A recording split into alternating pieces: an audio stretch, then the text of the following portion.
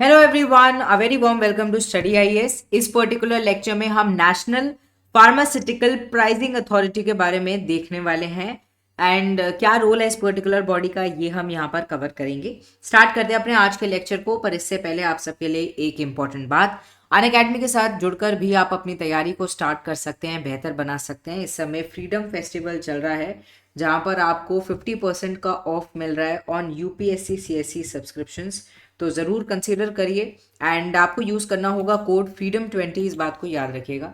और सब कोर्सेज के अंदर जैसे कि आरंभ हो गया, प्रतिज्ञा बैच हो गया जो कि इंग्लिश, बेसिकली ये जो आरंभ है ये इंग्लिश के अंदर है या इंग्लिश के अंदर है, वेर जो प्रतिज्ञा बैच है it is in core Hindi. तो अगर आपको इनके अंदर एनरोल करना है तो कोड मैं आपको बता दे रही हूँ, AMS लाइव। इस कोड का आप यूज़ करना, इसको यूज़ कर कर आपको एक्स्ट्रा बेनिफिट ज़रूर मिल जाएगा। एंड ये कोर्सेज हैं, ये स्टार्ट होते रहते हैं, तो आप अगर चाहें तो ज़रूर इसमें एनरोल करिए। अभी फ़ायदा भी है, 50% का ऑफ मिल रहा है, तो बेनिफिट को ज़रूर लें। मंथली करंट अफेयर्स मैगजीन भी आपके सामने है। It is available in English as well as Hindi, so you can enrol here. Also foundation success programme भी आपके सामने है। चलो अब देखो, ये जो पर्टिकुलर अथॉरिटी है, ये पर्टिकुलर अथॉरिटी काफ़ी ज़्यादा इंपॉर्टेंट अथॉरिटी है। स्पेशली देखो आफ्टर कोविड आपने देखा होगा मेडिसिन ड्रग्स ये सब बहुत ज़्यादा कहीं ना कहीं न्यूज़ के अंदर हैं। एंड ये भी आया कि नेशनल फार्मास्यूटिकल प्राइसिंग अथॉरिटी शायद प्राइस हाइक बढ़ा सकती है।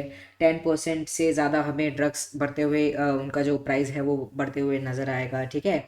एंड स्पेशली यहाँ पर बात करी जा रही थी about those drugs which are under national list of essential medicine and all of these things were there, ठीक है। काफ़ी ज़्यादा ये न्यूज़ के अंदर ये पर्टिकुलर ऑर्गेनाइजेशन रही है।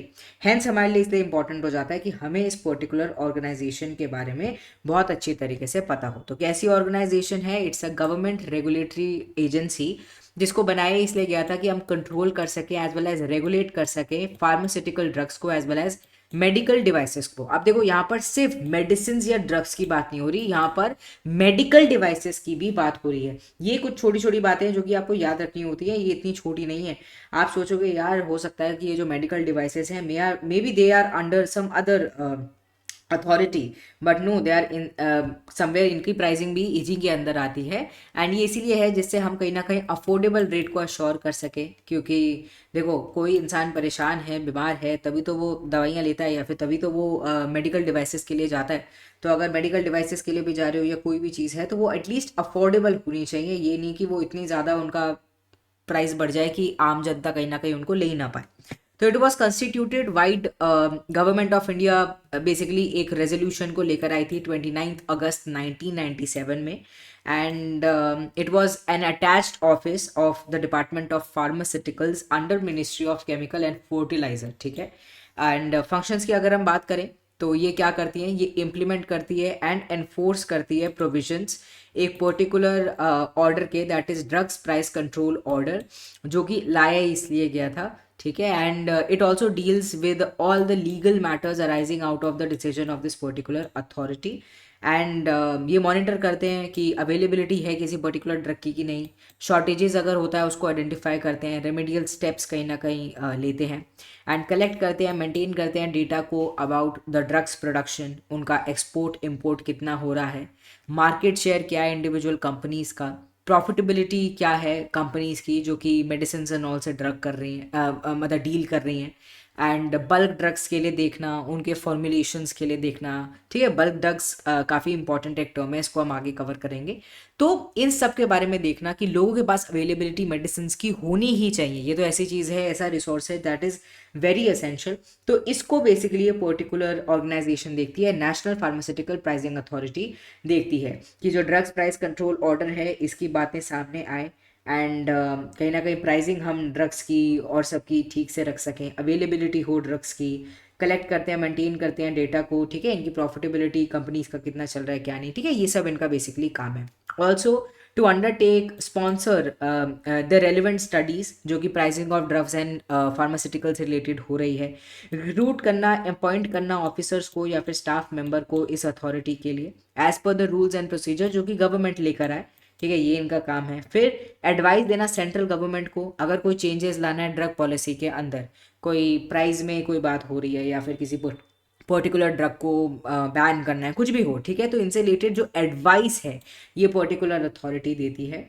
And it also deal with legal matters arising out of the decision of the authority, जैसे कि हमने बात करी।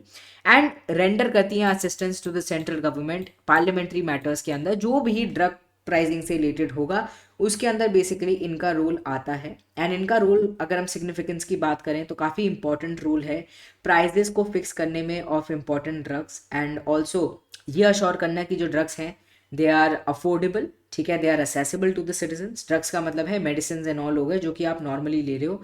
एंड कोई भी सप्लायर ऐसा नहीं हो कि वो अपनी जो ड्रग है उसको मैक्सिमम रिटेल प्राइस जो MRP है उससे ज़्यादा दे रहा है, ठीक है, ये सब भी ये अश्योर करती है। तो मतलब हमारे देश के अंदर जो मेडिसिन एंड ऑल हैं ये सही प्राइस में कहीं ना कहीं बिके, इसका ख्याल रखती है नेशनल फार्मास्यूटिकल प्राइसिंग अथॉरिटी। अब बल्क ड्रग्स क्या होते हैं? देखो, बल्क मतलब होता है कोई चीज़ भारी तादाद में जब होती है उसको बल्क कहते हैं।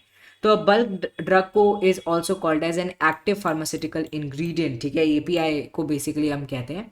एंड इट इज़ अ की इंग्रेडिएंट जो कि ड्रग्स के अंदर डलता है या फिर मेडिसिन के अंदर डलता है, जो कि थेरेप्यूटिक कहीं ना कहीं इफेक्ट देता है या फिर काफ़ी इंपॉर्टेंट है। अब देखिए APIs के ऊपर कुछ दिनों पहले मैंने आपके लिए एक वीडियो भी बनाई थी, आई होप आपने ज़रूर देखी होगी।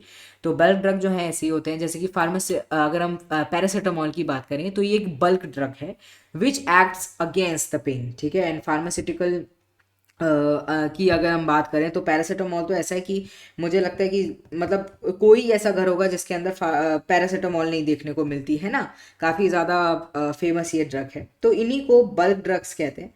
एंड इन्हीं के रिलेटेड इस पर्टिकुलर अथॉरिटी का ये भी काम है, ठीक है, specially with respect to the export import हो गया, ठीक है, इनका प्रोडक्शन को देखना बल्क ड्रग्स का, ये भी इनका काम होता है, काफ़ी इंपॉर्टेंट इनका काम होता है। बेसिकली आपको ये याद रखना है कि एक्टिव फार्मास्यूटिकल इंग्रेडिएंट्स को ही बल्क ड्रग्स कहा जाता है। ओके, चलो, आई होप आपको ये वीडियो इन्फॉर्मेटिव लगी और do not forget to hit the like button, also subscribe to our channel study IAS। Bye bye, take care.